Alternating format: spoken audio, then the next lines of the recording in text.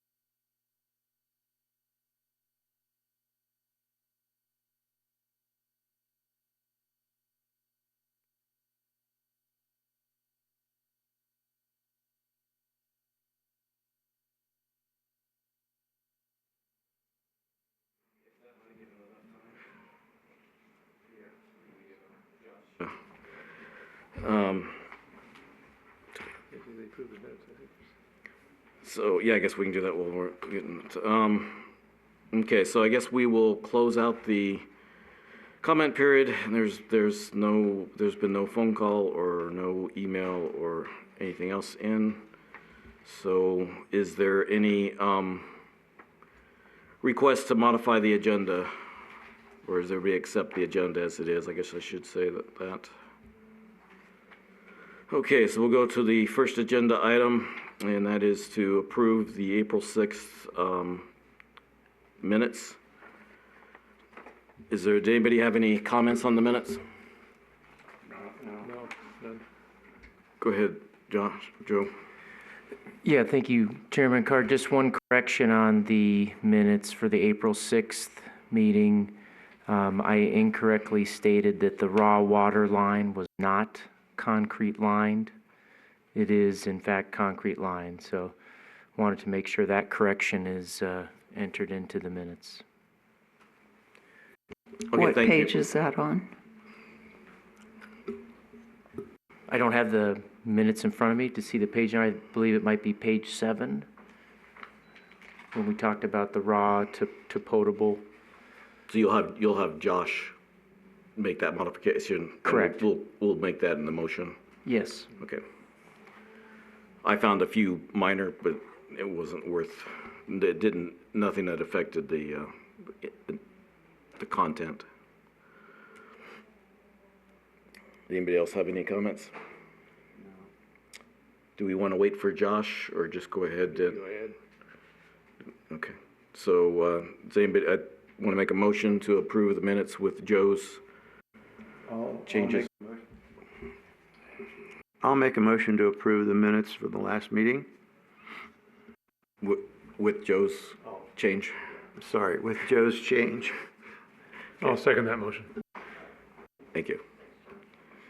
All in favor, say aye. Aye. Aye. Any opposed, say nay.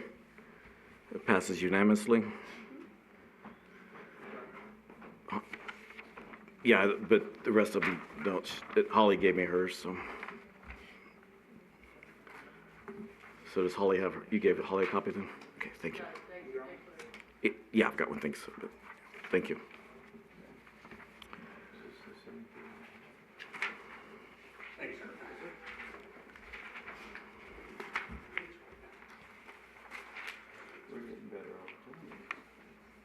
Okay, so we'll make, now go to the agenda, so we'll close agenda item number 1, go to agenda item number 2, discussion and review of the 5-year utility capital improvement plan.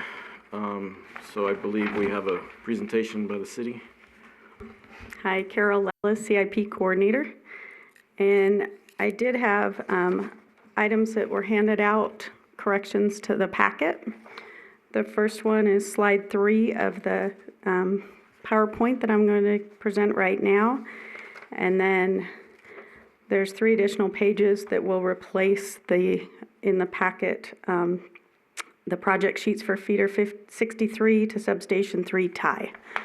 So these 3 pages will completely replace that one in the packet. And then this one's already been changed in my PowerPoint. But that way it changes, you guys have the change also.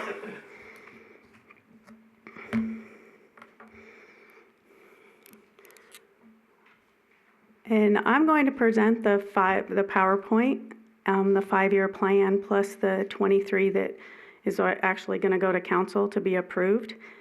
And I was kind of suggest that we hold the questions till the end, but it's up to if you guys want to do it differently. If you could stop at least after each section, so go whichever you start first, water, whatever. But if you could stop at the section there, I think it'd be helpful. Okay. Then for us, don't have to. So just stop at the end of each, like after each utility. That's what did anybody else have any thoughts? That's right. No problem. Okay, thank you. Okay.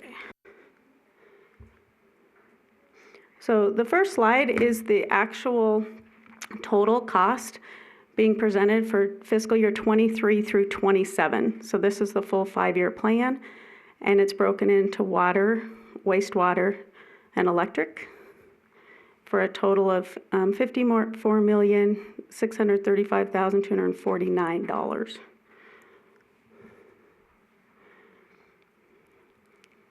Okay, this is the funding source, and well, hold on.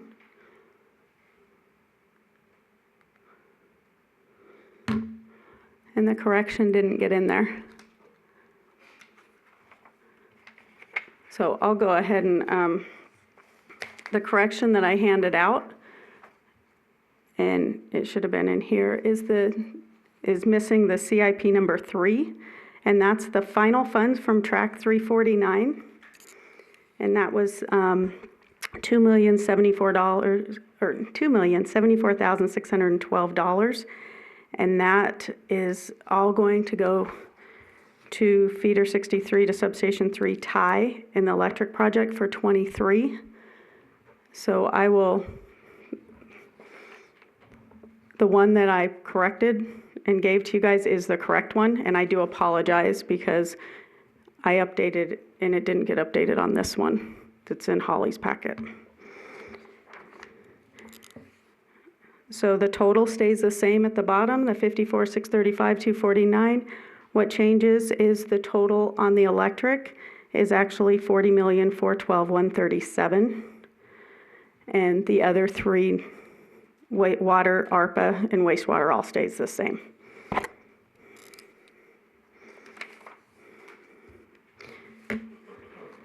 And that was a change because originally, in the first CIP that went to the council, that final CIP number 3 actually was in water, because that's where we had designated it well before ARPA and everything else came to fruition. And that's why when we actually went in this time and changed the ARPA funding for 23, that's when we actually changed that funding over to electric. I'm sorry, can you repeat that one more time? Okay, so when I presented the original plan to council in December, the CIP number 3, that final money, it was there and it was designated to water, a water project. But when everything happened with the ARPA funding, we can designate that to any utility project. So that's when we decided to move that over to an electric project, since the water and wastewater projects are eligible for ARPA funding. Sorry to be a technical weenie, but maybe it was after December, but there was a time we had about 1.3 million that was associated with the electric.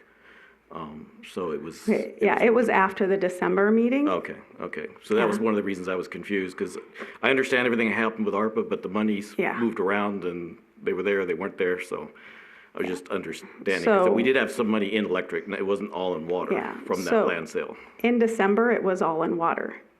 And then when we moved it, the first tentative approval and when we first presented to council, is when we actually moved part of it to electric.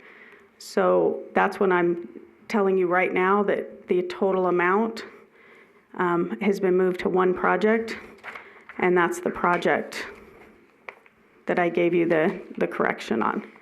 That is feeder 63 to substation 3 tie. Okay, thank you. Okay, and that is the final for that CIP or for that funding source.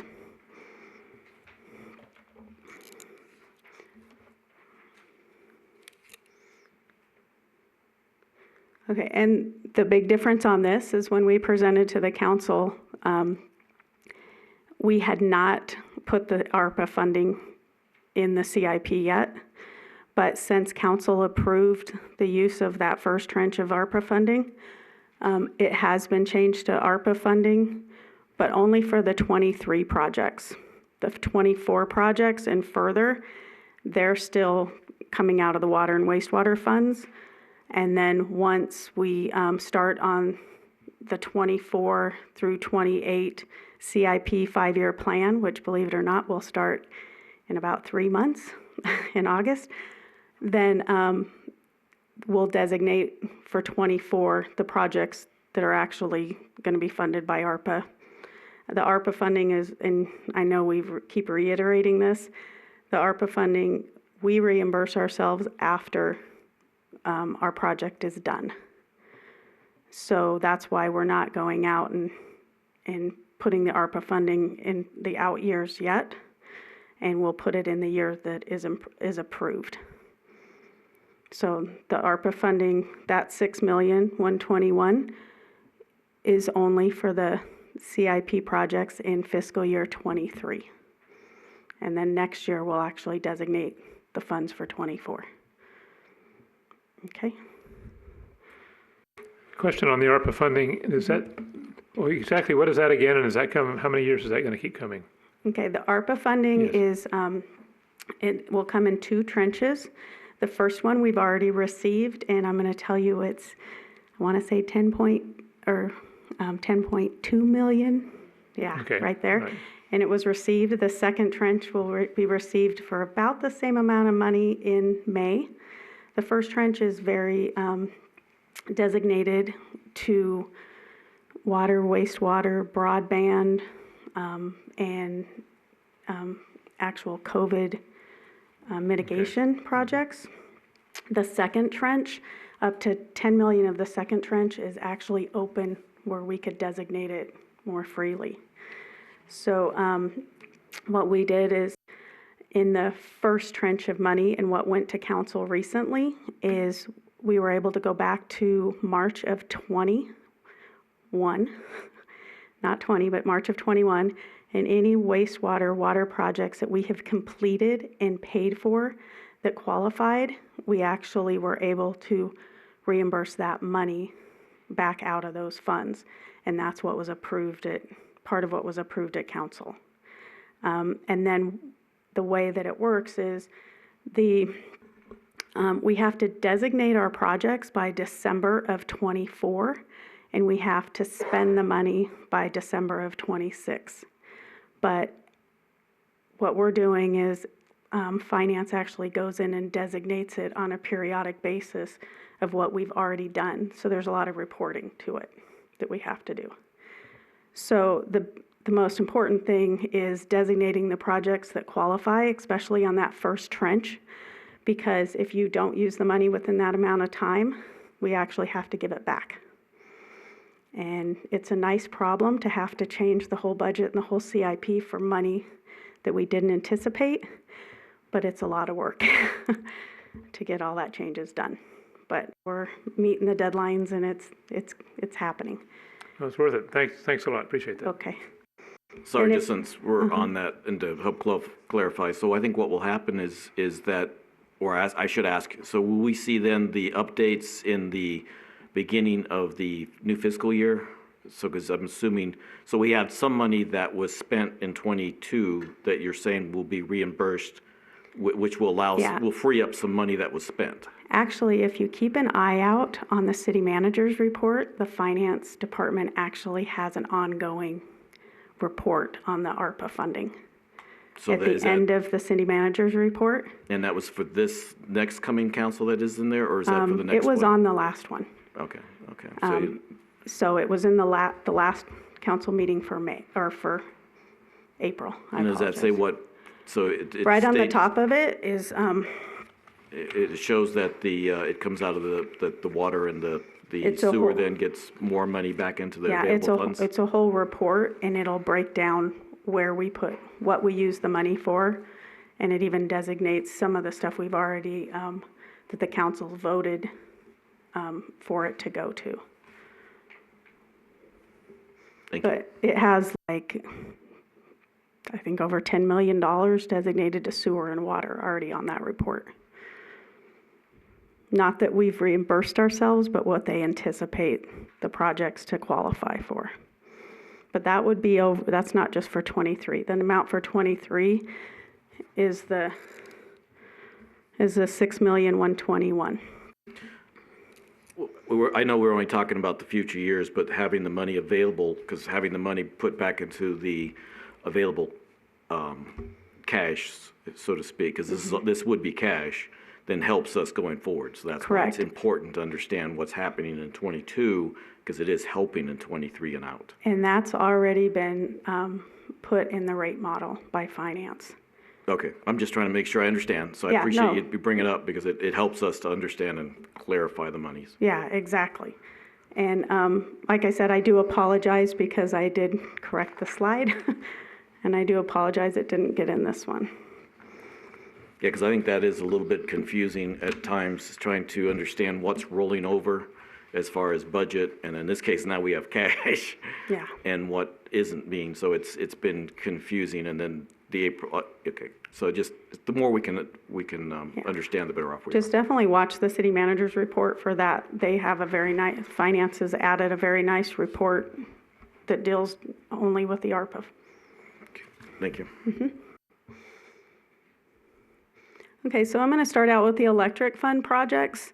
And this is all of the electric fund projects from '23 to '27. And so this is the complete 5-year plan. And in your packet, I actually sent you every project sheet for all of these projects. And you'll notice in the, especially in electric, that we went in and we broke down a couple items especially. We went in and broke down what had been prior funded to prior to fiscal year '23. And then we also tried to go in and break down what was anticipated for design, construction management, equipment, and actual contract. So you'll notice in those sheets that there is more description. Now, there is one on the Cleargov website. It has, when I'm able to break down the finance part or the cost, it actually has a column that says prior year cost. And I have asked, put in a request for the platform for Cleargov to add a second column or change the title of that column The issue I have right now is that's their entire platform that has that. That's not made just, there's a lot of stuff I can manipulate, like the funding sources. It's kind of not the rows across, but the rows down. So that's one that would have to be, that I'm requesting pushed out like platform-wide in their next update. So hopefully, when I prepare the CIP for starting in August in Cleargov, hopefully that change will be made, because that'll let me designate not only what's been budgeted in the past years, approved at council funds, but it'll let me break down what was spent and what wasn't. Because right now, I don't have that ability in Cleargov. I just can show what is available in that project moving forward. So that's something that I'll keep you informed and make sure to tell you when it does change, because I think it'll be a benefit too. And just a comment on Cleargov, this is our first year with this system, and this is a lot more than the CIP system. Actually, CIP is a little component of the entire budget system. So it's working, and there's hiccups in certain ways that we're gonna get through. In other ways, it's been really nice because it integrates the CIP instead of the CIP having to be put separately into the budget. It actually integrates the two together. There is a public-facing page that was created by Cleargov for the projects. And the way that works is it doesn't update automatically. So if I change something in Cleargov, it doesn't change to that public page, which is good, because if you change something by mistake, it gives you another chance to look at it before you publish it. Right now, the project, I've only been updating that because you have to basically re-upload all the projects when you go to upload it or update it. And I've only been updating that with the tentative approvals. So that, like, I updated it in December when they gave me a tentative approval, and then I updated it again after the 4/7. And then I did change this sheet just because of that funding change, because I want to make sure that was, the CIP3 was in there correctly. And then once we get a final approval, then I'll go in and update to that public-facing page the project sheets exactly how the council approved it.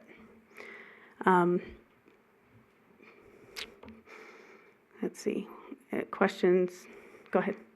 I've got one question. I would like to go over the slides later, because I don't want to interrupt this presentation, but I guess so I don't forget, is the Cleargov, do you know, has that got permissions? Because I did go to Clear, I didn't even realize that it was a separate location. I thought it was just something that you guys were using.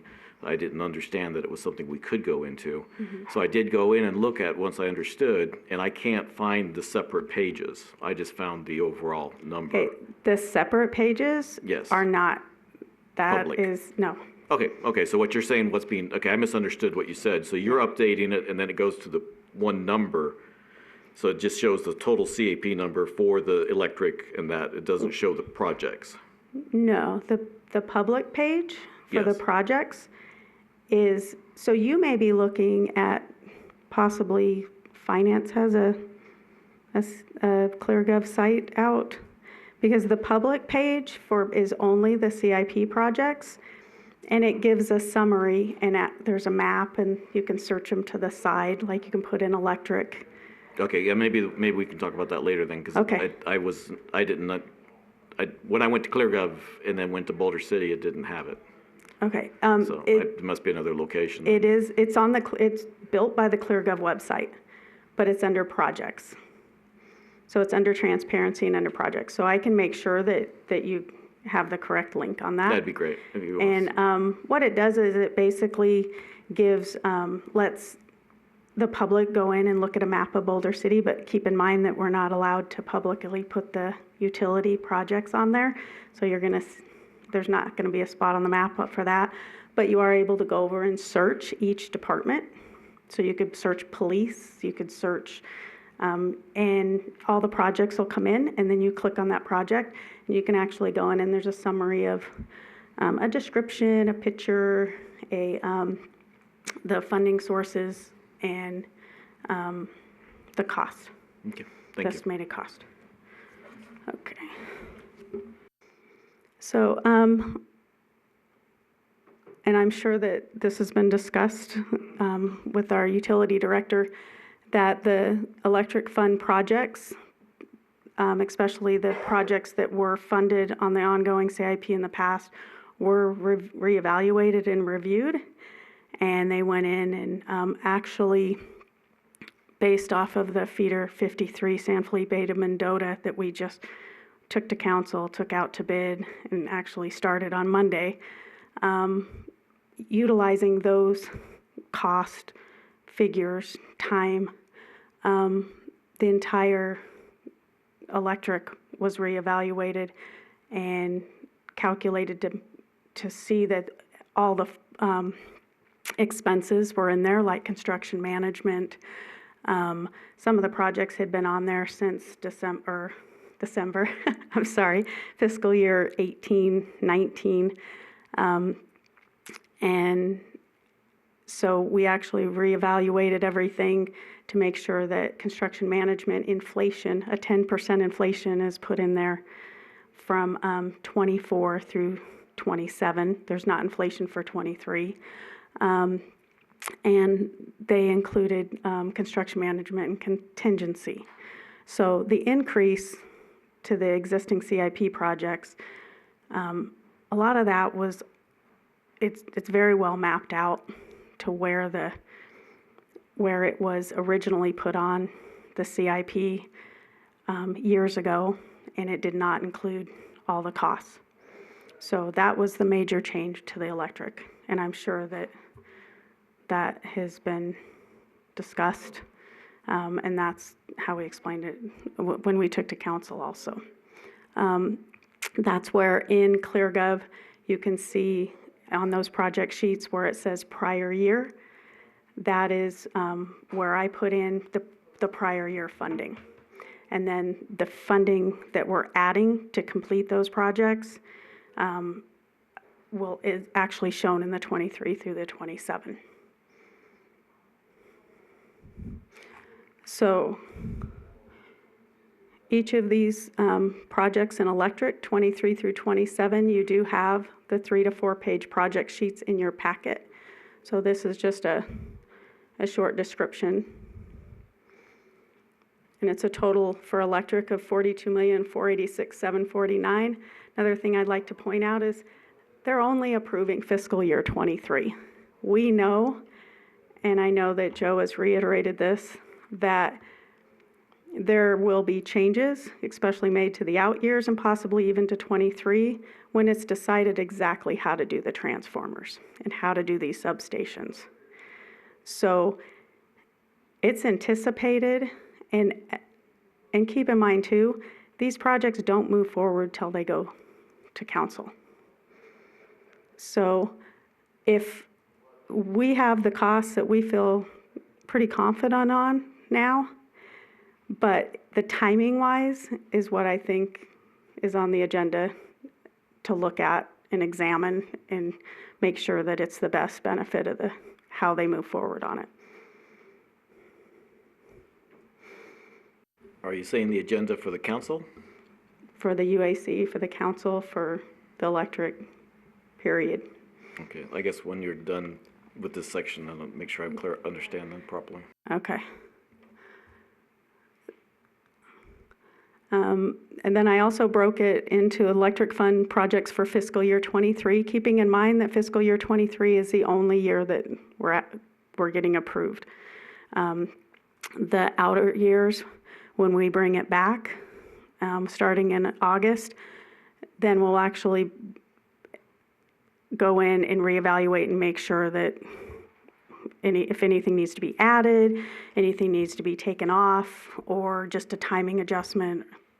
That's when we start all over again in August for the future years too. So these are all the electric fund projects slated for fiscal year 23. It's a total of $13,878,196.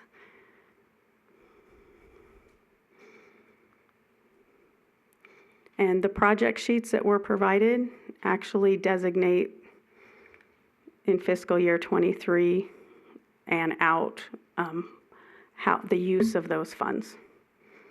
So whether it's going for equipment, whether it's going for design, it has a further breakdown. Okay, that's the end of electric. Back one slide then. So just to clarify and make sure that I'm understanding correctly, then that is the total funds needed for fiscal year '23, Correct. 13.8. Correct. And that is going to be reduced or offset, however you want to say it. So that the pay-go, as if I'm understanding the proper term, would be $2 million less than that. Correct. Okay. Correct. Just making sure I Yeah, understand. the thing that's confusing a little bit is you know what pay-go is. I want to make sure that if somebody's watching this, they kind of know what pay-go is. So, because nowhere in this packet does it address pay-go. It addresses the electric fund as a funding source, or ARPA, or Track 349. Yeah. So what the question you're asking is kind of a little higher level, but I do agree with you. The pay-go would be reduced by that dollar amount. And that's, in the past, we've had some information that sort of lays it out in like a spreadsheet gives us a little more data that we can see all at once. And that's one of the problems with this packet, so I'll explain it more when we get to the sheets, but it's hard to understand the full picture. So we're getting the information, and I guess, if I'm understanding correctly, we're going to discuss it a little bit more today. But by not having it, by having to find that $2 million in 13 in the sheet, the Gov sheet, it's a little more hard to understand. You had it in the total amount, but we didn't. I don't know if it was stated in that it was for well, let's see. Here it's on ours. Yeah, it doesn't state that it's for 2023. You No. stated it there. This is 23 to 27. Correct, but the $2 million is for 23, and it comes off the 13. But we have to go. We only know that in one location in the three sheets in the Cleargov file. Okay. It's just trying to understand it, and instead of saying, okay, I got to go here, I got to go there, just trying to get for future reference, if we can get a way to sort of see everything, or like electrical at one time, water at one time, and understand what we're saying that you need to approve 13 million, but we do have some offset. Now, whether we're going to get that in the future, most likely not, but at least this year we do have some offset. And I think it would be really good to tell council that you are getting some offset this year. I'm not sure that was that clear in some of the other presentations. And just to let you know that in the funding sources, in the full budget, it kind of hits more at what you're hitting at right now. The funding sources as far as what's coming out of cash and what's coming out of the general fund and what's coming out of all the different funds, it is including this. CIP Track 349 is definitely designated in the total funding source on the budget. But I will make notes of that, and I will try to find a way to drill it down, hopefully through Cleargov, to keep everything on the same platform. And I'll maybe look to break it down to each utility, each year. Well, the spreadsheet you had in the past were very helpful, and so now with this aspect, it's harder to track. So if we can't track it, I'm not sure how council is going to track it. In the past, the spreadsheet didn't show PAYGO capital. It showed the funding sources very similar to the way Cleargov does. It showed it a little more on the budget side like in the city manager's report when she breaks down the different funds. So I'll work with her and make sure that I'll figure something out. I appreciate it. Okay. Is there anything else on the electrical that anybody else had anything on? Okay, thank you.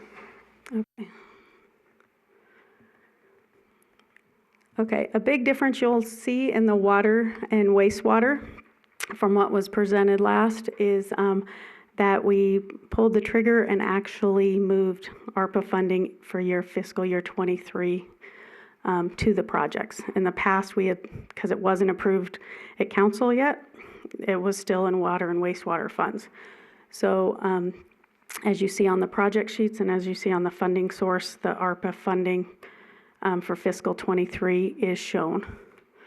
Now, keep in mind that in future for 24 and possibly 25, those are still in water and wastewater.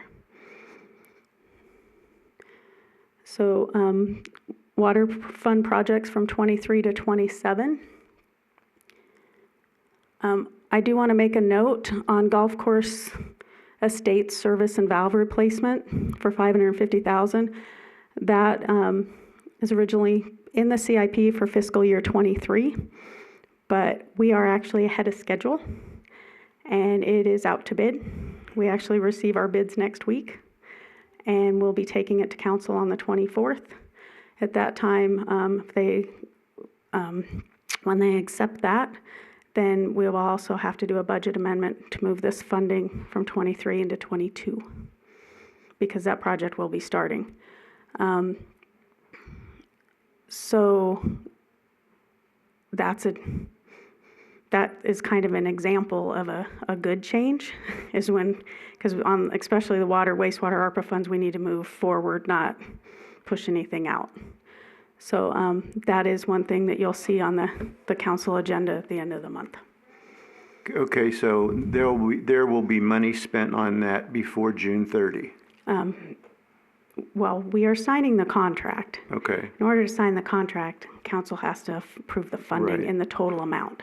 okay. So I can't guarantee that they'll send me an invoice and we'll pay the first invoice by June 31, but we will be able to execute the contract in order to move forward on it. So it's one of those of, Well, I was a little bit confused about, because what I thought I heard you say was there would be money spent in fiscal year 22. I should have said we will be signing a contract in fiscal year 22. It's possible, and we have to be in a position to spend money in 22 because we're initiating and starting that contract. So they won't let us sign the contract and tell them we're good for it in 23. So we got to move the money. So as I said, just like the ARPA funding, these are good problems to have and changes to make because it's all in positive. So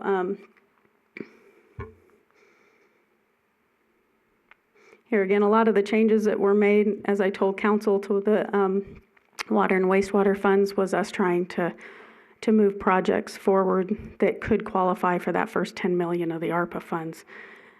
That we could not only qualify, but that we could accomplish within that time period that we're given. The total for fiscal year 23 through 27 is $7,110,000. And then I moved into the, separate the fiscal year 23 that we're actually for approval. So copper service replacement is an ongoing project. So that's, the 600 for fiscal year 23. That is another thing that if we can move through these water service replacements and we can get them done in a timely manner, and they do qualify for ARPA, that is another thing that we would bring back. If we go get the projects done and the first 600 is spent, then we'll be going back to council if we can get additional projects done in fiscal year 23. So that is another project that could very easily escalate to get done quicker now because of the ARPA funds than we had scheduled in the past. In the past, it was like a 10-year project. So there's the golf course estate service and valve replacement, which may move to, we'll move to 22.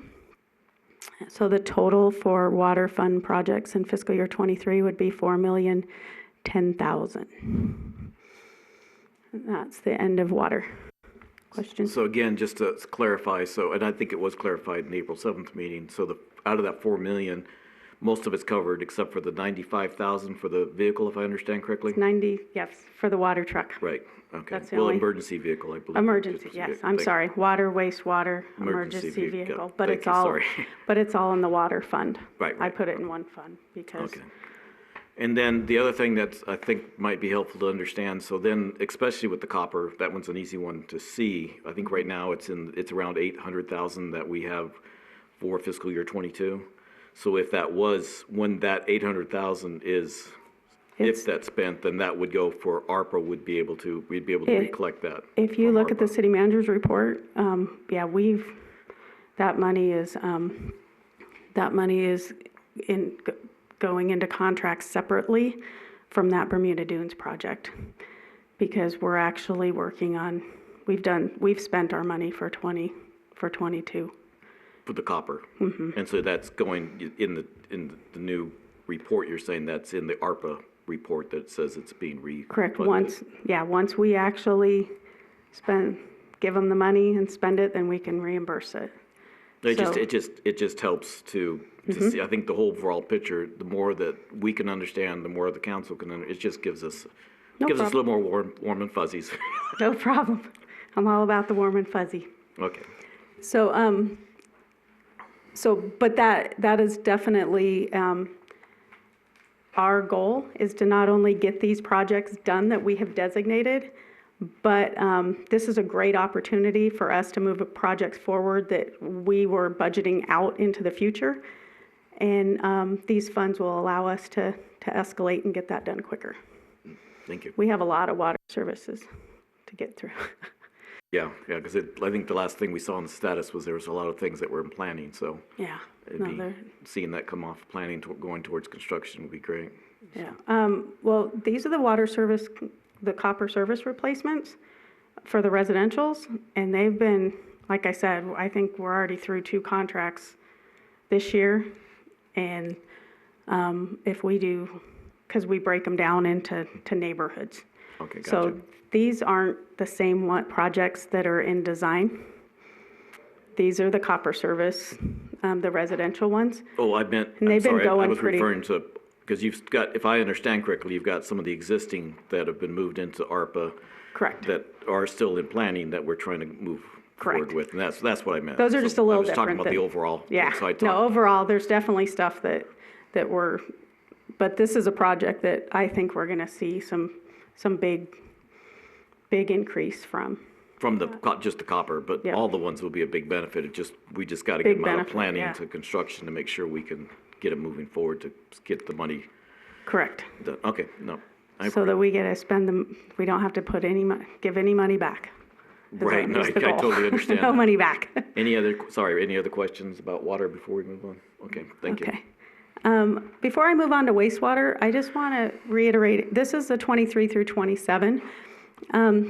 And this has came up in past discussions, is there is one project that if we were to take the funding or receive the funding for the new wastewater treatment plant, that would not be necessary.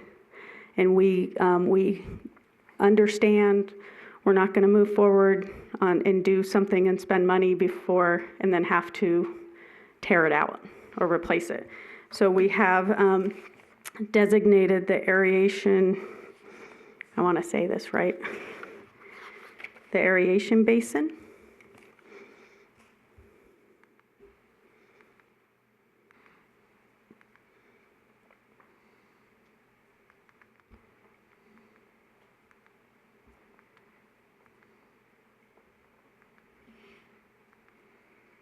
Yeah, there was one back. One back. Yeah.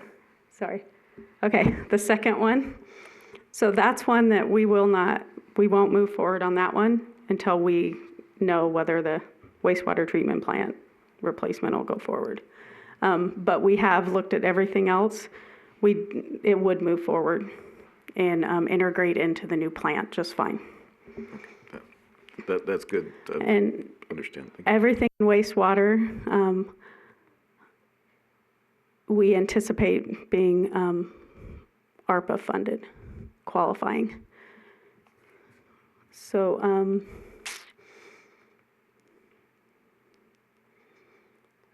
Station 3. The total for the 5-year is $5,038,500. And then I did break it into fiscal year '23, which is what is up for approval.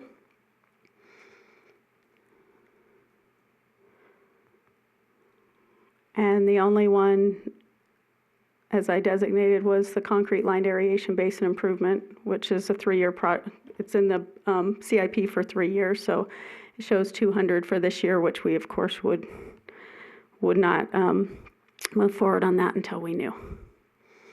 So the total for fiscal year '23 is $2,206,000. And that one is fully funded by ARPA, is that correct? Correct. Okay. We're anticipating everything. Now, I guess since, are we done with that section, so I can, okay. Yep. So I believe there was $1 million from additional federal funds for wastewater. Okay, But I that don't- would be for the Headworks project, correct? And that will be, it's not in the CIP as a funding source, and it's, the Headworks project is an existing project right now. So if we were to receive that funding, what happens is it goes to council for us to approve that fund, for them to accept that funding. At that time, they make a resolution to accept the funding and do a budget amendment, which would then add that to the existing Headworks project. And that Headworks then wouldn't be affected by a new project, the new wastewater project? No. Do you want? No, the headworks would remain if we had a new wastewater treatment plant. It would just be additional aspect, okay. Yeah, I guess because what I saw in the paper then, again, just trying to make sure I understand all the facts, it's not clear. Yeah. So that would actually change our, that $1 million would be a budget amendment to our existing CIP project, Headworks project. That's why you would not see it in the CIP right now. Okay.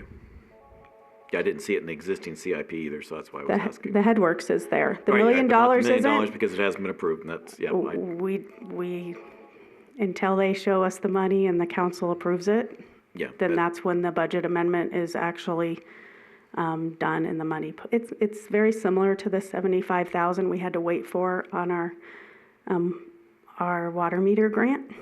The 75 didn't go in there until it was actually approved at council as being received. Okay, no, that's good to know. Just, didn't you see something in the paper that, and then limited data, it's hard to follow Well, through.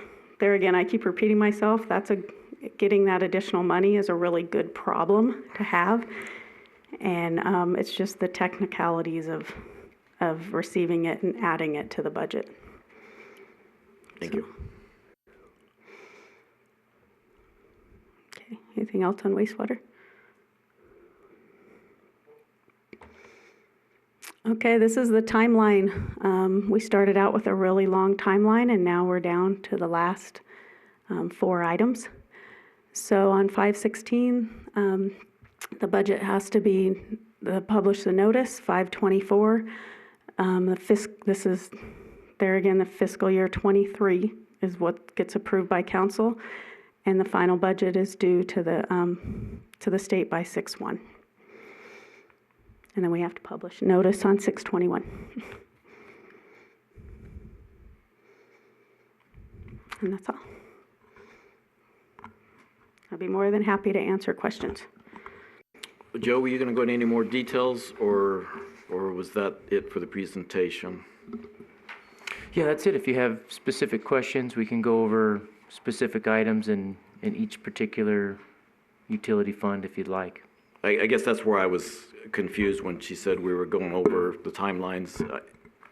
I guess I got the impression for today, and there was no indication that that was to be the case, so that's why I was confused early on.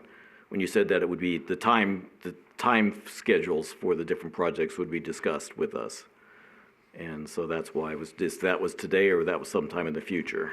I'm going to give that is on the electric projects as far as the changes that may happen to the timeline on the electric projects, and I'm going to give that the utility director. Yeah, so for the if you're referring specifically to the FY '23 electric projects, is that? Yeah, and I was you're- just confused with the comment that was originally made earlier this evening where the time schedules were going to be discussed, and I just didn't know when that was going to happen.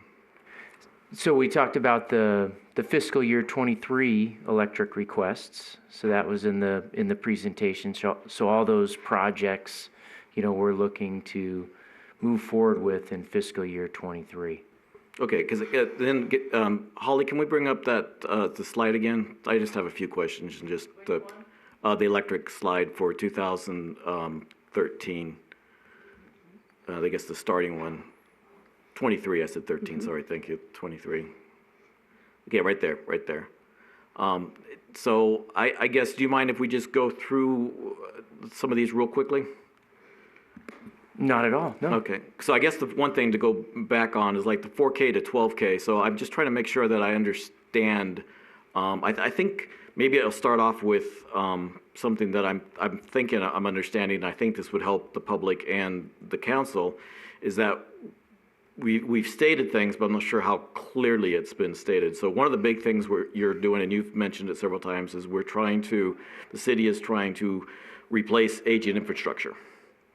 Correct. And then in the process of changing that, we're also upgrading. So in the 4K to 12K, to my understanding, is both. You're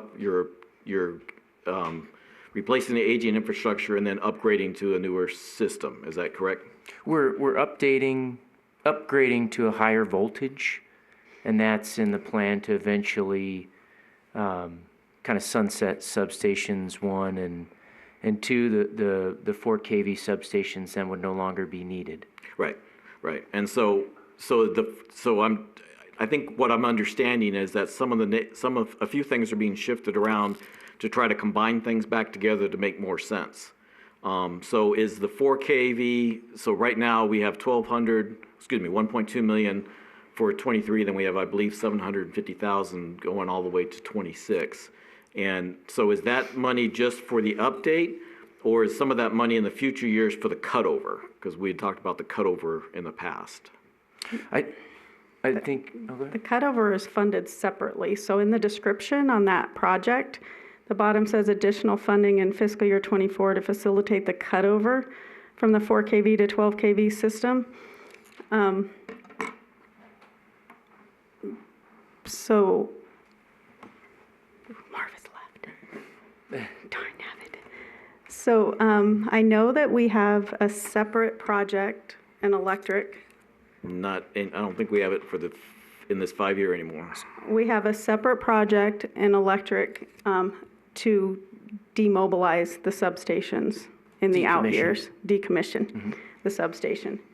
So in the description, the additional funding for the fiscal year '24 to facilitate the cutover is in that project.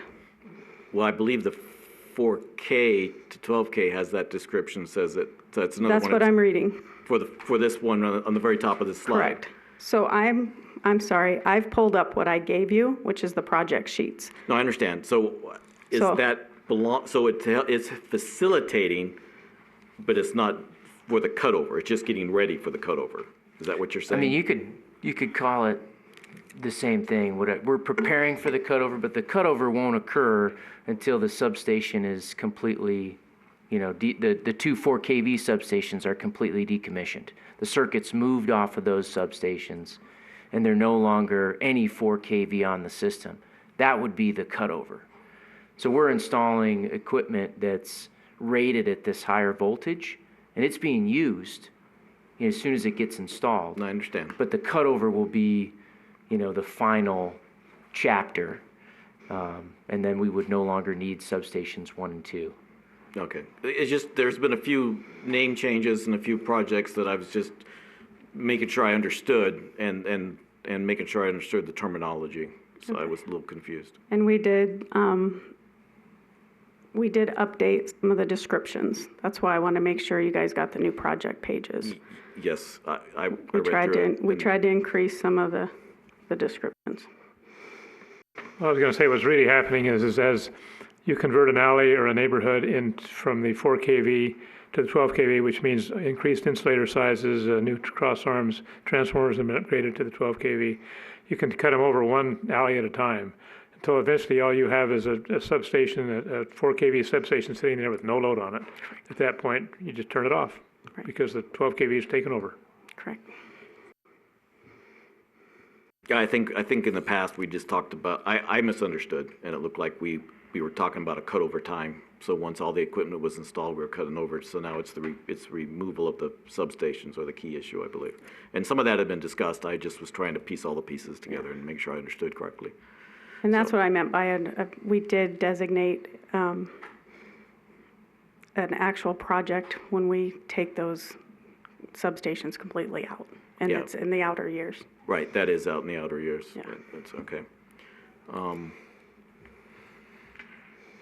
Okay, then I guess just to clarify then, if we can, we can go one slide forward. Let's see. Okay, so what I understand, Joe, just to help clarify, is first off, the $6 million associated with the transformers. So in this case, we have the substation 5 transformers, and we have the substation 4 and 3 in the next slide, and then we have 150,000 for 3 and 4, so we have 300,000. So, but the existing $6 million associated with that has already been funded. So we're not asking for new money in that $6 million. We're just making sure it's budgeted for fiscal year 23. Okay, that $6 million was not added to the 22 budget. They took it to council, and council said they approved us if we chose to do the purchase in 22. The purchase was never done in 22. So that $6 million is not in the 22 budget. Okay, but it was, so. The council said we could, if we chose to move forward, and we would have brought them back a contract, they basically allowed us to say, if we got in a position where we were to do it in 22, we could. It was not done in 22, so that $6 million, it never came back to the council as an adjustment to the budget. Okay. I think in one of the earlier, we were trying to do the rate study analysis. I believe it was in there in the earlier part of the year. Correct. The 6 months was just, 6 million was put in there. And so there again, I'm just trying to follow everything to make sure I understand. So it's not, so if it's now with a new rate analysis would be just part of the 13 million, and it's not part of the.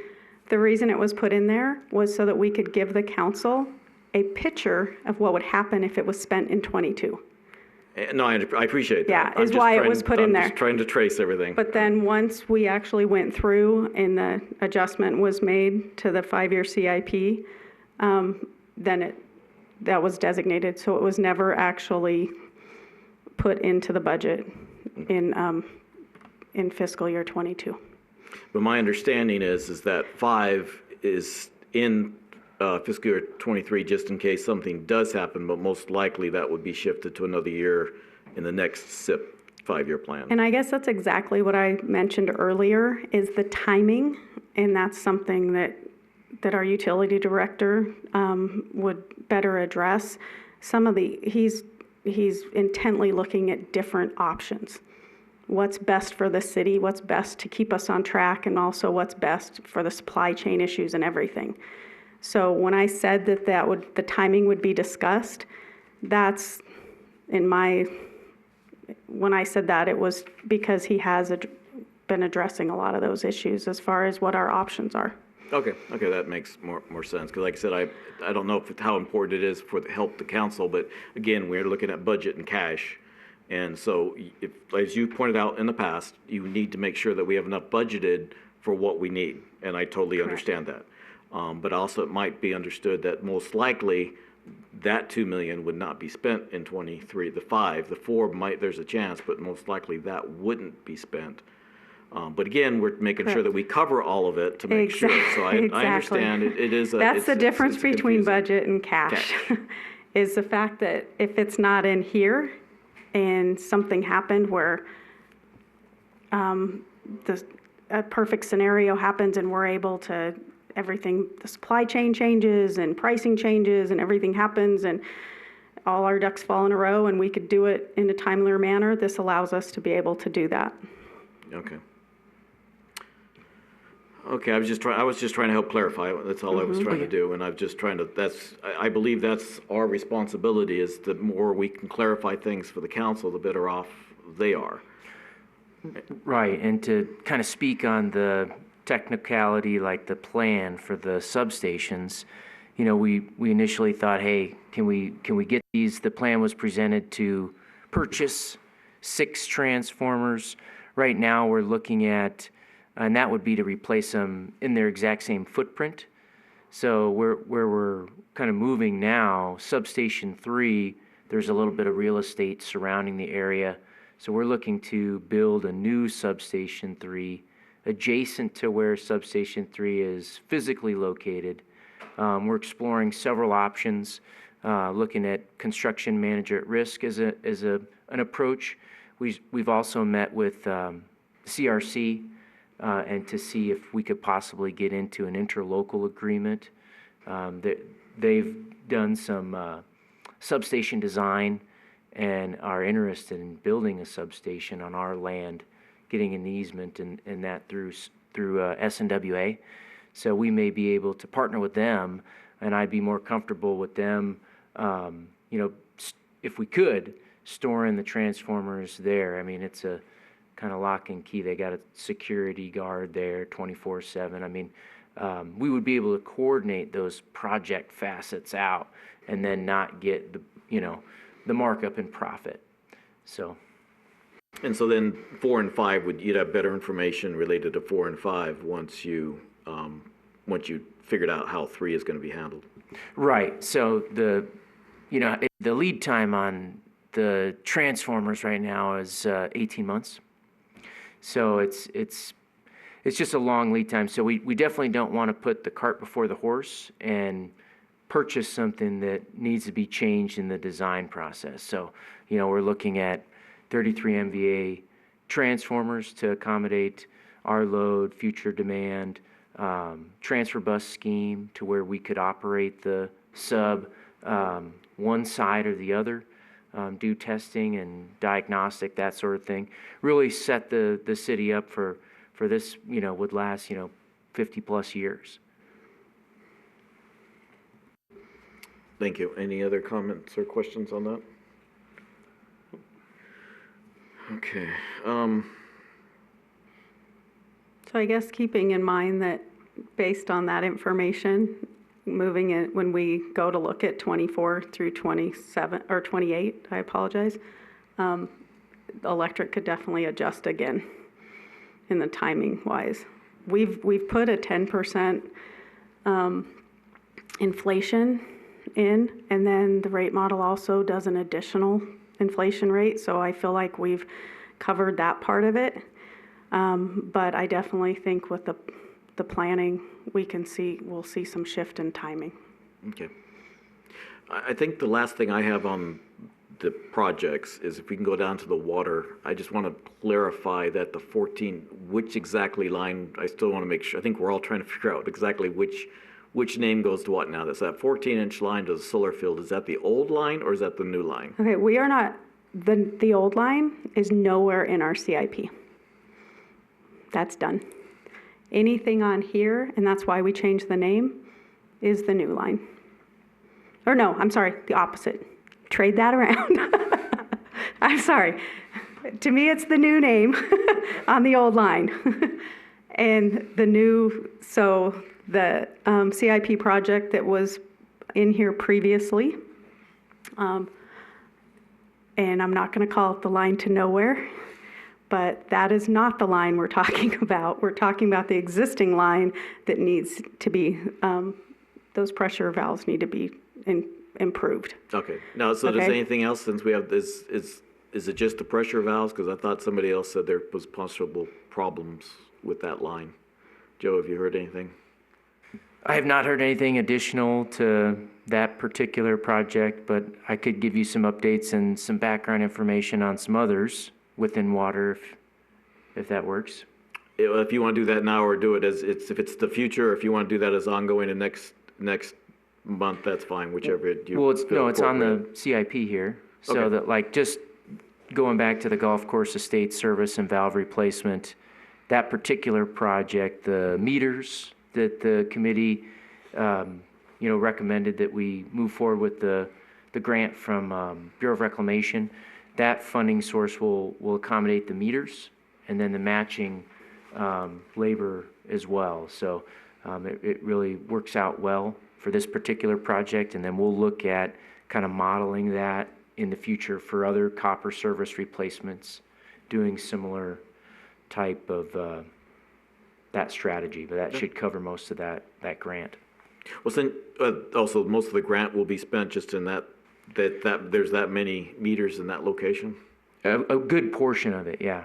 Okay, so then we probably will not be able to do any commercial meters then with that grant? No, we still will. It's just that's the type of strategy we're gonna use is, making sure that it's projects that are ready to go, kind of on the shelf. This particular one will have a cold mix, and then it's in line with the replacement of the road through RTC outside of the utility fund. But the reason why we're working on these projects schedule-wise in conjunction with the road replacement, so we don't have to dig up the road again, and we're trying to do what's best for the city. So it'll be a cold mix. No, yeah, okay. And then I keep forgetting to ask, is there anything in San Felipe that could be, is there anything water-related? So if you're digging the trenches, is there anything that can be done in that area at the same time?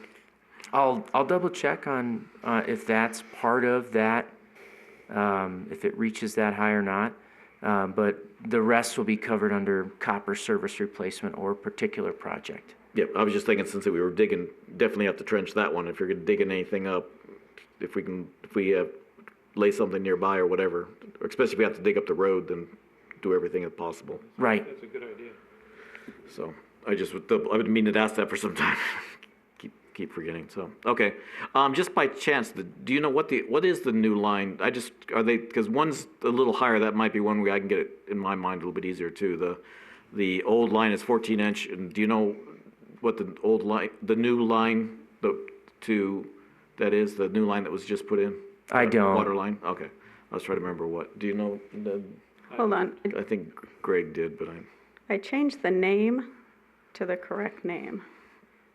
So let me look at it really quick.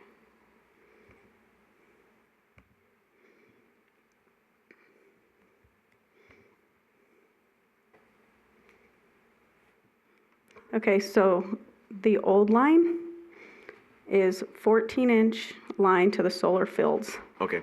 And then but you don't know what the new line diameter is. I'm just curious. It might help No. in my head. Yeah. Okay, I thank you. kind of look at it as that was always called the El Dorado Valley line. And this one, I definitely took that word totally out and put the specifics on that old line in there, Okay. 'Cause- just to make sure. Yeah, because I think at one point they said it was supposed to go to the solar field because the solar field had paid for part of it, so that's why I was a little confused with the Yeah. naming. But this actually goes to the solar field, the other doesn't make it there. Correct. Okay, thank you. And I do apologize for getting those backwards. As long as we get it squared away. We got from it being straight. The fake, one but- that's in here is definitely the old one that goes to the solar field that we need to make sure it keeps working. Yeah, no, if we got money, we might as well get the old line up to speed and keep it running and not let it fail, so Correct. that sounds great. Okay, any other questions? Go ahead. Yeah, real quick, just so I'm clear, cutover, when we say cutover, we're talking about physically taking it off the 4 kV going to 12 kV, basically, and it's gonna be section by section, neighborhood by neighborhood, right?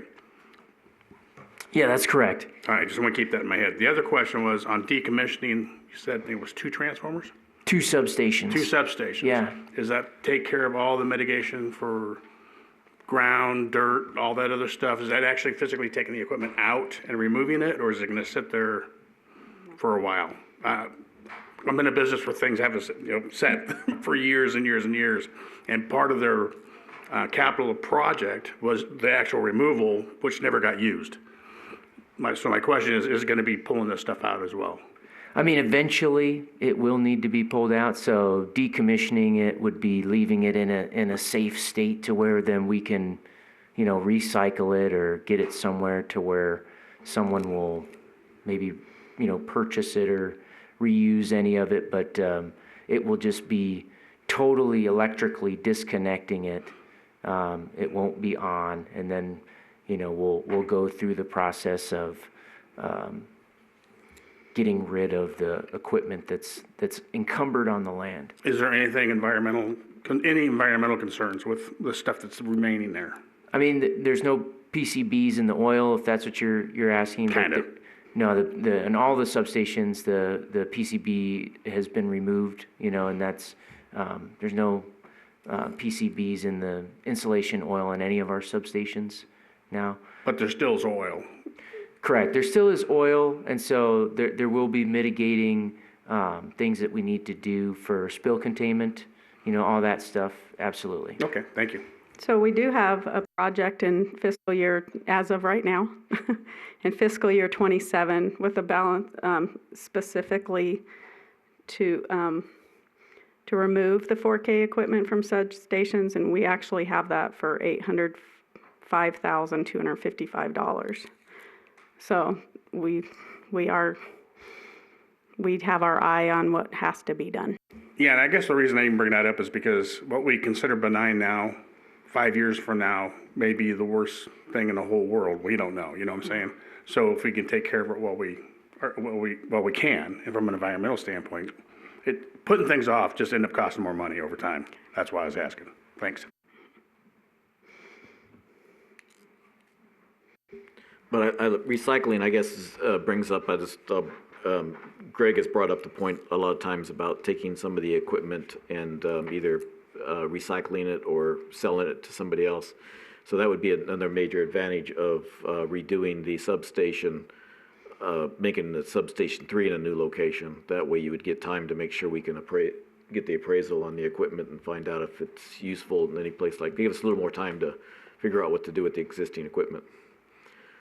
So that would be helpful. Any other questions on the projects? I have a few questions on the Cleargov, if we can do that. Mm-hmm. But before we go into that, is there any other questions? Okay, so I guess right now it might just be easy since we all have a copy of it in front of us, the 3 pages. If I can just go over that right quickly. Uh-huh.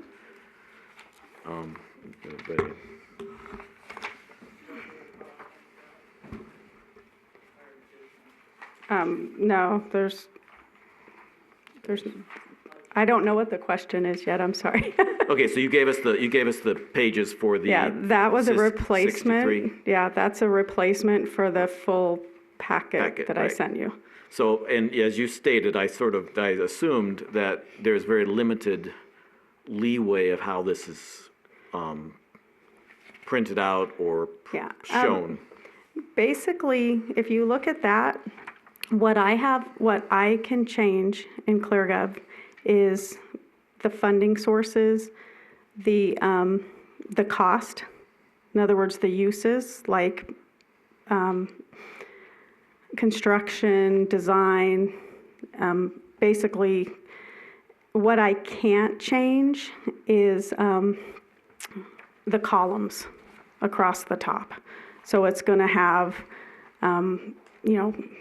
prior year cost. It's going to have fiscal year 23, fiscal year 24. So it's the top ones that I have. Now, as far as the columns going down, I'm able to go in and change what other says. I'm able to add funding sources, that type. And of course, I can put whatever I want in the description. It may sound trivial, but it would be helpful if there's a way to put the name on each page associated with that name, because when you're trying to scroll through it, Okay. you got to go back and forth quite a bit. That I can't do, Could you ask? but I can ask them to do that. That way the reason I brought it up, since you said you were going to ask them to do something else, if we could put it in the same request, and we're not Okay. asking for an additional request, just ask for the request. Okay. With that.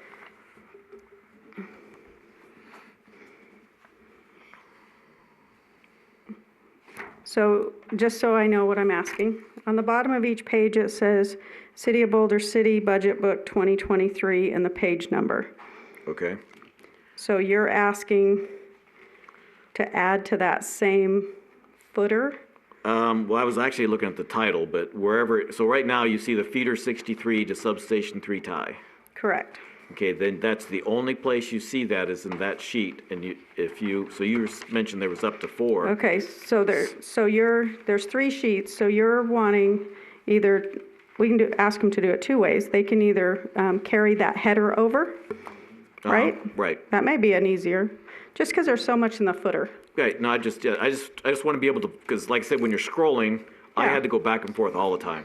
I'll Just to make sure that I had the Yeah. exact number with the exact I'll title. my request will be to follow the header through the project. Okay, I don't think that's a header, I think everybody. Yeah. That's what I was thinking, Okay. sorry, I should have made it clear. Yeah, I appreciate that. Yep. each page. Okay, And then, okay, so on the next page, so this is what you're looking for. Are you looking to add something? You got total costs to date, and then Yeah. you're looking at, total costs spent and budgeted? Is that what you're asking for them to give well, you? cost to date, what I'm gonna request is, possibly a budgeted to date. In other words, or prior year funding. In other words, to tell me what's been funded, so you guys can see exactly what's been funded prior to the CIP year. So if we have a project that in the past we funded $1 million, right? Right, But we haven't spent $1 million yet. So right now, what I'm having to do is put that as cost to date is the only place I have to put it. So I want them to add a column that says either budgeted or funded to date. okay, yeah, because I guess. yeah, Prior oh, year's budget or prior year's fund, but I want it to encompass all the prior years because there's no way they're going to have it so that I can break it out for every year in the Well, past. that's fine, but right Yeah. now it is confusing because you have capital cost by year and you have capital cost for all years. And it could be assumed that all years means everything that, including prior. And so when you go down to total budget, all Yeah. years, the 2.1 is only for that 5-year period. Correct, 20 because and- when they talk about all years, they're talking about 23 to 27. Could They're we- talking about that 5-year is what they either call it a single year, which is 23, or their all year is 23 to 27. Can that be changed, so with that parentheses, can that be changed to say the 5-year period, so it makes it easier to understand? I can ask. That's what I'm Yeah, asking for. I can ask. In the, Because you're Yeah. 2.1, so when you go over to the right-hand side under the pie chart, and Mm-hmm. it says total, again, that's the total for 23 through 27. correct, because that's what Cleargov is looking at. This is a CIP 5-year plan. So when it's doing a lot of this, it's not looking at the past. It's looking at the 5-year plan. So for most project, that's great if it's a brand-new project, because this is not going to come into play. No, I understand that, but this year So, it did. yeah. And So for me to ask them if they change the platform, I need to kind of make sure that it's something realistic, like, okay, well, if you go because to. it's going to change for everything, not just for us. No, that's what I'm talking through. I'm Yeah. just asking. I'm just asking. So if you go to page 3 and you see the total, so you've got the total budget on the left-hand side is still the 5-year period. But Mm-hmm. when you go to the total under the pie chart, it says 2.8, so that is all prior years. Correct, because assuming, 'cause- but there's no way it yeah, tells because me. that's funding. Okay, that's funding. That's Okay, funding, that's not cost. Yeah, So we're so- kind of talking about two different things. Yeah, So what I could possibly ask is in cost, I could ask them to put, instead of all years, ask them to put 23 through 27. I just don't know if I could get them to add the prior years to that. okay, well, as long as we can at least understand, but then again, we still have a little bit of confusion to see what gets rolled over and what we need is new money. Okay, And so that gets a little confusing. this is a perfect example here. So when we reevaluated this project, what we said is to finish this project right now is we're saying it's gonna cost that amount of money. So we're saying 2,849,009. But we have to subtract out the amount that's already been funded to get the amount that needs to go into the 5-year plan. So right now, if I understood correctly, the March SIP, and I didn't pull all my documents out, but the March ongoing SIP into March, that's part of the city manager report, shows that project, I believe, is 500 and some odd thousand. Okay. But is But there, the way this works is we looked at, we have to look at the amount that you're looking at is available.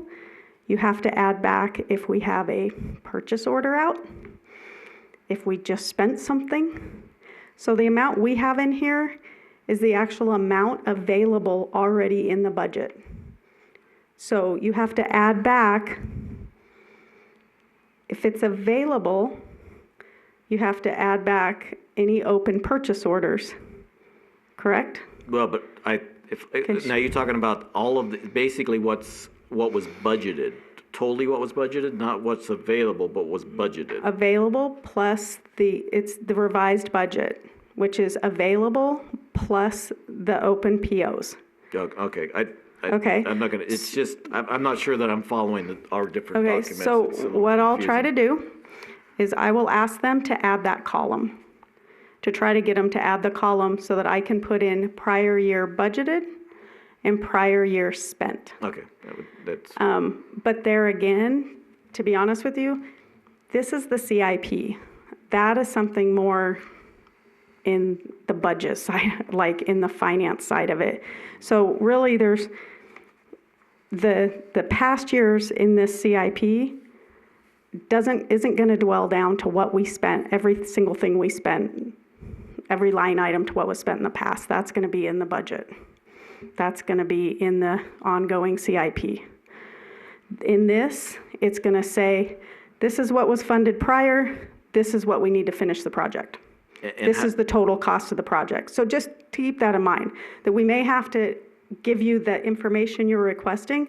We may need to put that in the ongoing CIP, not particularly in the 5-year plan, is all I'm thinking. and that's fine, that's what I'm asking, that's the reason I'm Yeah. going through this, I'm asking what we can do, Yeah. what we can't do, but I'm trying to get a full picture. Right. And I'm I'm seeing different documents that, again, we've talked about it in the past, we have to have several documents in front of us. So in the past, the big thing is separating out the 5-year plan from, and it's hard when we have projects that are crossing over, and I totally understand that. So I think that to keep in mind in the CIP is we're looking at additional money required to finish this project. And then if we want to go back in and provide a different information pertaining to the prior year funding, then I'm more than happy to go in and possibly do that in the ongoing CIP. I just don't think there's a place for it in the 5-year plan. Okay, just as long as somewhere along, I guess, because that means we'd probably, in a lot of times, we'd have to do the ongoing, so you would bring this, but we'd still to understand and be able to make sure what we're approving, we understand and can say, yes, it is, we understand the whole picture. Correct. So I do want them to add that column Right, and that's what that tells you what we've already budgeted in the past for this project. Because we need to do that in order to say this is the total for the project. So this is what we've already done, or we've already budgeted. This is what we need to add to it to get to this final, to finish the project. Okay, but I do appreciate the lower portion where you've got the design, the engineering, that helps to understand, and it sort of Okay. figures that where we're at, especially if it's like we're doing design in 1 year. Sometimes it's multiple, and sometimes it's a step by step, and we can sort of understand a little bit better. And it's a good point, I think, to show to the council, this is where we're at. We're designing it, and we're getting ready, and we're doing it. I think for them to understand, it's helpful too. Yeah. So, yeah, because the last one, I think, in April 7th, it was sort of combined, and so to bring it back out again, I appreciate that. It was. That was something we actually just did since then, like I was said, to break all that down to mostly to answer these questions. Okay, and then the funding, I guess so you just got to be careful what each page does. And this, so I guess it wouldn't be, in the sense it's theirs, because I would think it'd be almost better to put the funding and the cost on the same page. If you're going through digital, it's not a big deal. If you try to print anything out, it's a big deal. Right. It's a big deal. But honestly, this whole platform is a digital platform. So every time I do try to print stuff out is kind of because when I go in and look at this project sheet, it's not 4 pages. So if you go on to the public-facing page and look, it's much more summarized. And you click, and it pulls down the information. So that is one thing. Cleargov is really digitally based. So anytime we try to go print stuff out, it's not really what it's based on. And I understand, we're trying to go paperless, and we're trying to do Yeah. it, but there's still times where when you're comparing things, it's a lot easier with paper than it is trying to. I've gotten really good at the 2 screens and pulling stuff up. Yeah, I'm trying not to print stuff. I'm trying to kill less trees. no, like I said, I understand, but there's still times where it's handy, and that's, Yeah. I guess that's where I was saying earlier in the spreadsheet, we're talking about some type of spreadsheet that has 1 page for each section, electric, water, and that, so it'd be easier to sort of follow things through. Mm-hmm. And that's something that maybe we can discuss later if there's Yeah. a possibility. And basically, I'd really, when the budget is, one thing that's going to be really interesting is when the budget is final this year, let's see also what comes out on that side. Because keep in mind, this CIP is part of the full budget. So there'll be, I believe there's a public-facing page that'll be after it's approved. So let's keep an eye on that too. Because if I can kind of walk you through a little more of the digital side of it, I think it'll be easier for you to see it. So I will follow that closely and make sure you guys know. Okay, so you're gonna send us I'm not it's not something I'm gonna produce. So I will follow with what happens at the final approval and what gets published. No, what I said was, but are you gonna send us a link so we know, make sure we're looking, if it's just Gov and then we go over to the projects, I thought I had gone there, but Yeah, maybe I didn't. I will definitely get you guys the link to the project page, Okay, that'd be helpful. That's all I'm asking. Yeah, I understand you. like in the next day. Okay, appreciate it. But as far as the big budget one, I'm not making those promises. That's not me. No, I understand. I appreciate it. But I think it may benefit us. Okay. Anything else on this page is that anybody else has comments on? Okay, well, thanks for your patience. I appreciate it. I'm just trying to make sure, as we go through all these things, trying to make it where I can follow things easier. No worries. Okay, I guess that, so Joe, you didn't have anything else on this agenda item? Not unless you have any other questions. I think, anybody else have any on so discussion of the 5-year plan, are we good? So I guess, as normal, maybe next year I shouldn't say as normal, that's the wrong way to say it, but next year we'll probably try to look at the 5-year plan, because we really weren't looking at the 5-year plan, we were looking at fiscal year 23 in more detail. And so hopefully if we start in August or September, we can start, because it'd be nice to talk about some of the other 5-year plans, but we're in a crunch now, so it's not worth trying to get. Well, and just keep in mind that right now, when we go and look, we start 24 to 28. That's when that 5-year plan is not voted on. So even if it was everything that's in 24, now that it's a living, breathing document. So just like Joe was saying, if he goes in and does his research, he may bring to us a totally different time frame for the transformers and the substations. And that's something that's when we definitely want to look at the 5-year plan again. And I kind of look at it that every year we start over. That's suggestions, but none of that has to stay in place, because I'm hoping, honestly, that there's things that we've gotten done, that we have out, that we have to, during the year, we have to move forward, take to council, say, hey, we're getting this done early, and we need to move it. And so there's positive changes, and then I'm hoping not to move things out. I'm hoping to go the other way, but it'll kind of depend on supply chain issues and if we have any big catastrophes that we have to step up that we haven't. But I feel very comfortable with the numbers and the utilities now. Okay. Thank you for your time. Appreciate it. Thank you. And as the sign sends out, we do appreciate the Boulder City, so appreciation for the Boulder City employees. Thank you. So, or it's your week, I guess. So I will close then item number 2 and go to item number 3. So advise City Council, for possible action, advise City Council to approve fiscal year 23 of the Utility Capital Improvement Fund. Joe, did you have any comments on that? So I just want to say I appreciate everybody's feedback and kind of where we're at. We're working really hard to hire a new engineer, get somebody on staff. The labor situation is very tight. We're looking at ways at how we're going to achieve all these projects. So I appreciate all the time that all of you have invested, all the questions you've asked. Whether we can get somebody in-house, and over time, it's a really exciting time to be in Boulder City and all the projects that we've got. So some of these projects are projects, like I mentioned before, are 50-plus year projects. So that's really neat to be a part of that.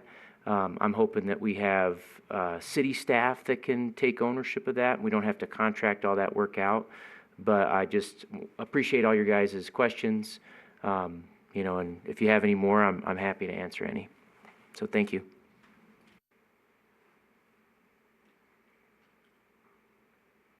I guess I think I can make a few comments in this thing, or did I miss my boat with the other one? No, you're good. You can.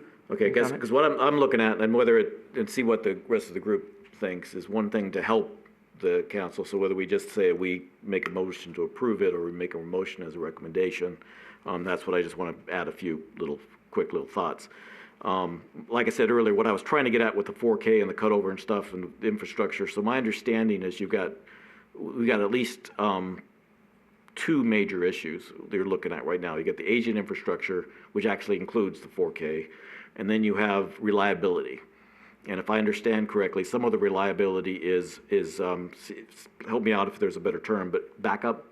So I don't know if redundancy is the proper word or not. Yeah, redundancy would help. So operationally, if you lose service to a particular area, you want to be able to restore that service in the fastest and most efficient way possible. So if you've got multiple ways to do that, that increases your reliability. Correct, and the reason I'm bringing that up, because I think if I understand correctly, because there's a lot of money there in 2023, almost $14 million. So by explaining that a little bit better, and I felt that was part of our job too, was to say, okay, what it is, but I don't think we're not passing anything forward to the council, to my understanding. So it's a matter of what is in the presentation on the 24th, but I think it would be helpful to state that the infrastructure is being replaced, something on that line, a little bit more than what I've heard so far in April 7th, is just explain a little bit more why it's being done. But I think what I'd heard, some additional aspects, is that the reliability and the redundancy have been pushed up. And so we're trying to get that done sooner than later, and that's why some of this, more money's been asked for. And I think that would help council to understand that, and whether we'd put that in a motion or not, or just make sure you get it across. That was my thought. Does anybody have a comment on that to make sure, am I stating it in the right fashion? So, I think the one thing I'd like to just clarify is redundancy doesn't necessarily mean back up, right? It could be switching schemes. It could be a lot of things, not necessarily new equipment or additional equipment, a new generator or something, but how to get around problems and still keep service to all your customers. That's one of the things that to me has got to be clear, because people hear redundancy, we think of, oh, I need a generator in my house type of thing. That's not what we're talking about. That's why I asked for the proper verbiage, you know, the backup, the redundancy, something like that, but just, and whatever would be better to the council, just to state, this is why there's a lot more money there, because that, you've reviewed it, so you stated, Carol, that there was some changes, there's more review done, and we found, and if I'm understanding you correctly, that there was more things found, and so we've got a lot more money that we have to budget now in a shorter time frame than we did before. You know, we went from 4.4 million to 17, but that 17 then went down to 13 with some of the things, but we're still from 4.4 to 17 to 13, basically 14 million. So it just helps. I'm just trying to add a little bit extra verbiage because the slides don't really show all that. It doesn't show I don't think it shows the importance, and it's like, you know, how much of it really needs to be done and how much is a wish list. And so it just, something along that line that might be helpful. Yeah, so just to kind of speak on that, I mean, as Carol mentioned, the physical location of these projects, you know, we don't put that on the front-facing website for several reasons, you know, but it's only what would be considered a wish list until the customer affected is the one that's out for an extended period of time. So our mission is to, in the utilities department, to deliver safe and reliable and affordable utilities, you know, all electric, water, wastewater, trash. So, and these systems that we've identified, you know, some of them are undersized, some of them have reached the age beyond their design life, and then others are in preparation of this ultimate cutover, right? So we can't do a cutover until all the equipment in the system is rated for the right voltage. And there's a lot of reasons why we will benefit once the cutover takes place. So when you have a higher voltage, you have less losses. You have less losses due to heat. So you have less amperage on your wire. So when the wires, you know, and different conductors are put in, it's rated higher. As soon as that cutover takes place, you know, that wire's going to last longer. It's going to take less amperage that flows, and then ultimately, you know, have more reliability to get to the customer. So, I mean, if you wanted specific information on certain projects, you know, we could go into that, but it's all for safe and reliable delivery of the goods and services that the utility department provides. So, I mean, we're trying very hard to make sure that we don't get out on a ledge and get into a place where we have to have a plan B and really exercise emergency resources to get a certain part of the town back online, you know, in any of the three areas. So that's what we're looking at. I know we've got a lot of this front-loaded, invested in it, but these substations, again, they're 50-plus year investments. So if we can get them moving, you know, in these different methods, I mean, it's going to set us up for reliable service for years to come. And that's what I appreciate that. That's what I'm asking for. I didn't hear that at the April 7th meeting. I don't think I'd heard it. I think it's been said once or twice over the last year or so, similar, but not to the full extent. And I think in some of these budget meetings that I don't believe if you can repeat it, you know, within 5 minutes like you did, I think it helps to repeat it than to assume they remember it from last time. So the cutover, some of these things, just emphasize, we're still working on the aging infrastructure. We're still working on the cutover. We're still working on this, and that's what this is. I think that will help remind them of the importance of all this, and just what you said. That's what I'm trying to get at. So I'm just trying to do my due diligence, that we understand it, and that because that's one reason, that's what we did in December. That's the reason we had a report. It's like, this is what this information we understand, and this is what we want to pass to you, and with this information, we believe it needs to be done. And so I just, for me to ask for a motion, I have to make sure that I understand it and agree with it, and I'm just trying to make sure that we're saying it right. So that's what I'm trying to get, and I appreciate that. So it just, again, maybe in the presentation on the 24th, something similar to what you said would be helpful, I believe. Any other comments? Go ahead, Eileen.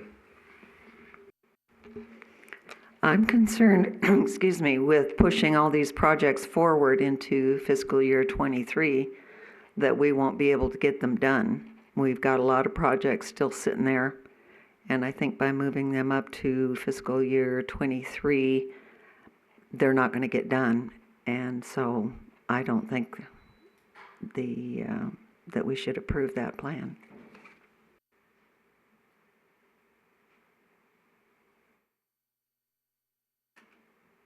I guess what I'm hearing is that we need the budgeted information in case if we can get the proper personnel and proper construction aspect. And so we need the budgeted amount to do that. And that's one thing, I guess, for me, if we can get a more detailed conversation on the 5-year plan in the future, because if we're shifting things, then we can work on it next year more, or the next fiscal year. So as of July or so, or when we start again in August or September, I would say that, I guess, if we approve this, we just need to keep working on getting it done. And so I think we can approve it. I'm just countering, just as a debating it, that we can work with things. But I definitely would like to see more information in the future and keep updates. I think would be helpful.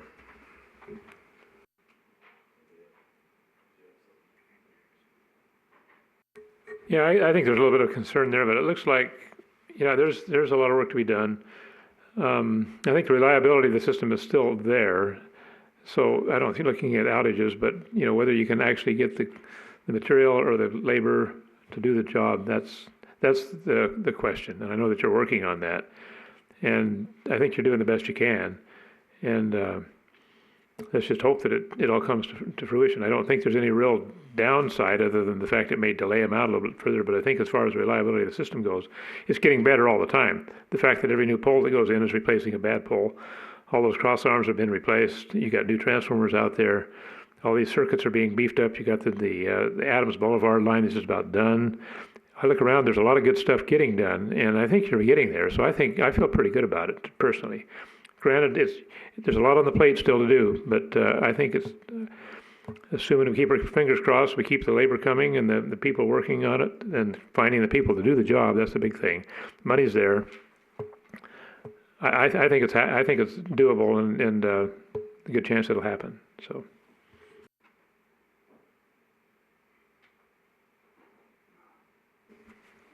Eileen, if I understood what you were saying was you think sometimes that the capital improvement budgets are much larger than what can actually be done in a year.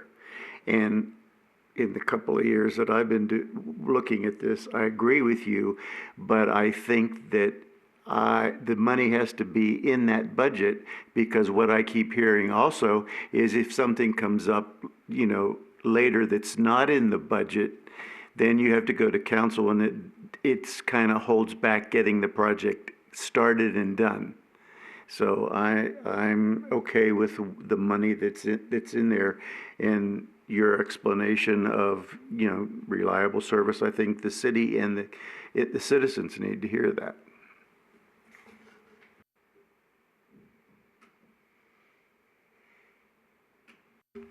Anybody else?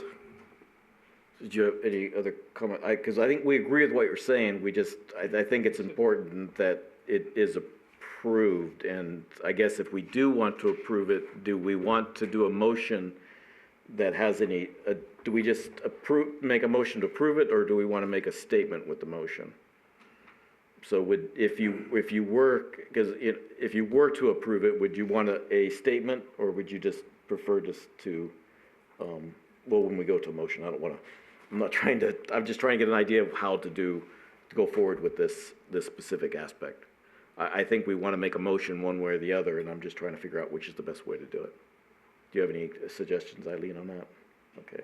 Anybody else have a suggestion on the motion?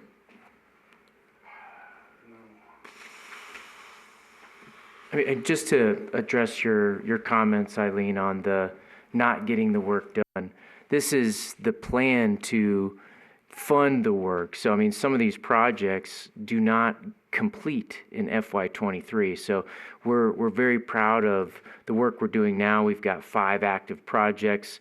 You know, as was previously mentioned, the work that's being done from BC Tap to Buchanan. We got the Red Mountain going, San Felipe to Mendota.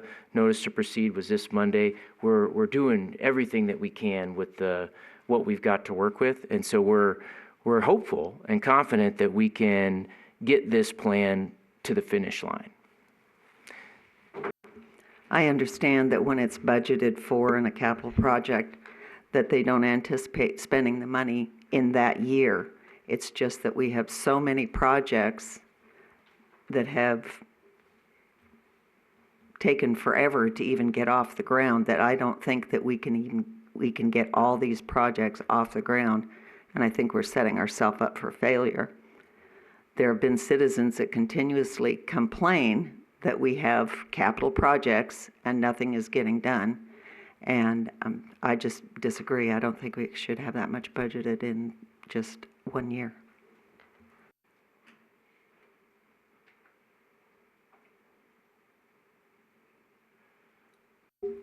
I guess I'll put a motion out then if nobody else has it, and then we just decide what everybody feels. I'm trying to figure out if somebody, because when my understanding, I put a motion out, we can discuss it, and the motion can be either revamped or another one put out there, if I understand correctly. I guess it's my one way to do it would be to say, after receiving additional information from the city, the UAC approves the proposed fiscal year CIP,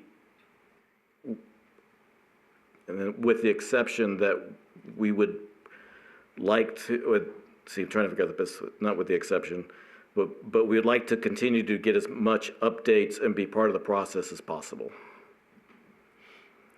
So let me repeat that again. So after receiving additional information from the UAC, from the city, the UAC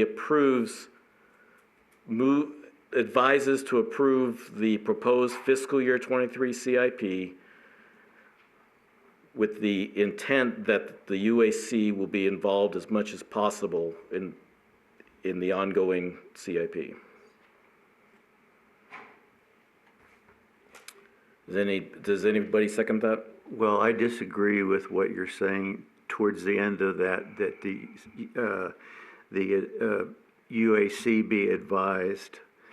I think we just say we either approve the thing or we don't, bottom line.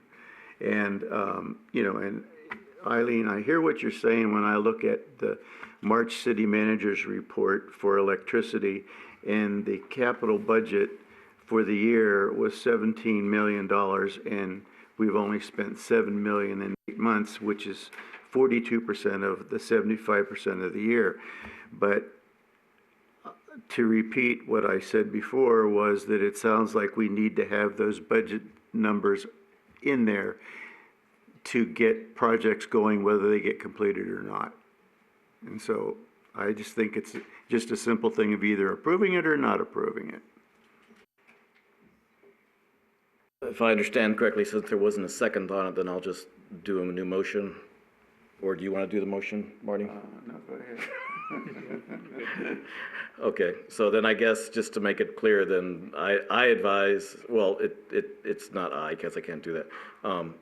I guess whether it passes, the UAC advises that the council approves the proposed fiscal year 23 CIP. I would second that. Okay, any discussion, further discussion on it? That's what I'm still just trying to make sure I understand the process. You got it simple. So, okay. So, all in favor, say aye. Aye. Any opposed? Nay. So we have, if I heard it right, we have 4 in favor, 1 opposed, and that it passes.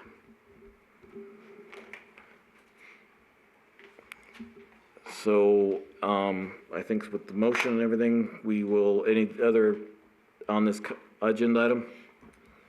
Okay, we will close the agenda item out and go to the final public comment period. And so if you want to put the phone number up again, please. So again, for the final comment period, if anybody would like to call in, it's 702-589-9629.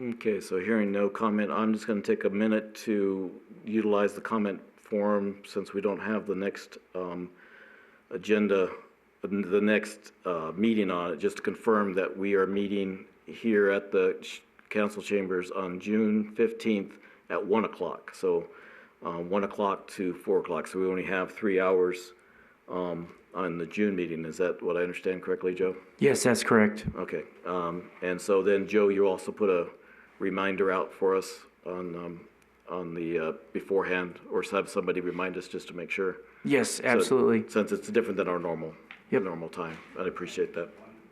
1 o'clock on June 15th. That's still a Wednesday, right? Yes. Okay, just so at least we can remember that part. So, okay, I'm not hearing anybody else call in, and again, we haven't received any other emails for this aspect or anything else, Josh.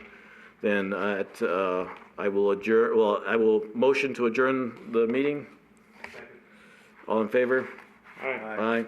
Okay, so adjourn the meeting at 4:53.